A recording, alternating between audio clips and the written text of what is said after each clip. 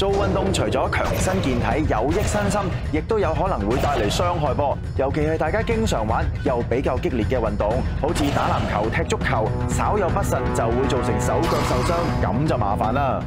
歐雲，我知你係運動健將嚟㗎嘛？有冇試過打籃球啊，或者踢波嘅時候咧篤魚蛋咧？我打緊波唔食嘢嘅，我打完波先會篤魚蛋嘅。我講緊係咧篤親手指嗰種篤魚蛋，唔係食嗰種啊。咁梗係有啦，平時運動即係除咗手指腳趾之外咧，仲有譬如膝頭哥啊、手啊、關節呢啲受傷咧，都經常會有嘅。今日同大家講下啦，打籃球、踢足球，手腳受傷點算好？咁啊，問下莫醫師先，其實你咧中醫會唔會多到遇到呢啲即係手指受傷，所謂篤魚蛋嘅病人㗎？一般呢啲手指嘅創傷咧，分為兩種。第一種咧就係一啲經常做運動嘅人啦，包括啲青少年啦，佢哋經常要打波，例如打籃球，佢哋會發力撞擊咧，就會引起痛啦，受傷。咁另外一種咧就係中年啊，或者年紀大嘅哋，佢哋個反逆力啊、平衡力啊都出現咗減弱。咁所以當地下滑到嘅時候咧，跣到咧，佢哋反應唔切咧，個手指咧就會叉咗落個地下度啦，或者叉咗喺其他物件度咧，而導致咗篤魚蛋嘅一個受傷。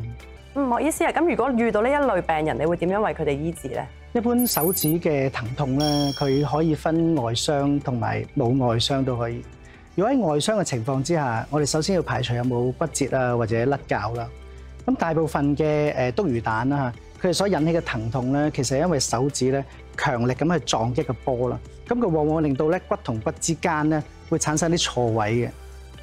咁所以咧呢一種嘅疼痛咧就會引起一個周圍嘅腫脹啦，所以以至有啲病人入嚟睇嘅時候咧，佢個手指會因為腫脹同骨嘅少少移位咧，會令到有啲歪歪地咁樣嚇，咁所以呢一種咁嘅腫脹疼痛咧，即係喺中醫嚟講咧，佢已經有氣滯血瘀嘅情況發生。咁我哋治療方面咧，我哋會用針灸啦，幫佢疏通一啲氣血啦。咁另外咧，就幫佢將用一啲手法啦，幫佢將骨咧微調整翻好啦，再敷一啲中藥啦，令到佢可以離開診所嘅時候都有一個持續性嘅作用啦。咁如果係配合埋一啲內服嘅中藥咧，嗰個效果會更加好。我意思啊，頭先我哋咧就講過咧，打波會篤魚蛋啦，經常都會受傷噶啦。其實咧，即係受傷會唔會再次容易啲就再受傷嘅咧？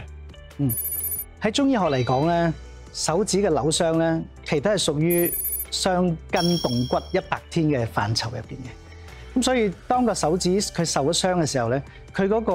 裡面嘅韌帶啦，以及一啲支撐力咧，佢會去減弱咗。所以當佢有機會喺康復得唔理想嘅情況下咧，再去做一啲相關嘅運動咧，係會容易受傷。所以喺呢度咧，我可以同大家分享一下咧，點樣去我哋伸展一啲關節啦，同埋啲強化手指嘅關節。當我哋手指會覺得受咗傷，需要康復嘅時候咧，我哋一般咧先幫手指嘅關節咧做一啲伸展嘅運動。咁伸展運動咧，我哋會增強佢活動度啦。咁第一步我哋要做嘅咧，就將隻手指盡量去擰到最極端嘅位置，然後屈曲個手指做大概3至6次，然後再轉另外一個角度，將佢轉去另外一個相反嘅方向。將隻手指再屈曲，亦都做3至6次，然後再將我哋嘅中指放喺我哋嘅近端指間關節，呢個手指放喺我哋嘅指尖呢個位置，再做一個極端嘅伸展，可以維持大概3至5秒鐘。另外，我哋嘅中指不變，將我哋嘅手指極度去屈曲我哋嘅受傷嘅手指，然後咧保持呢個動作大概都係3至5秒鐘。當我哋嘅伸展手指完畢之後，我哋開始就做一個強化手指關節嘅運動。第一，我哋會將個手指盡量去屈曲到先喺指間關節做一個屈曲，然後慢慢收入去我哋嘅手掌裡面，最後再緊握拳頭，去保持大概3至6秒，然後慢慢再放翻手指，然後再伸翻直手指。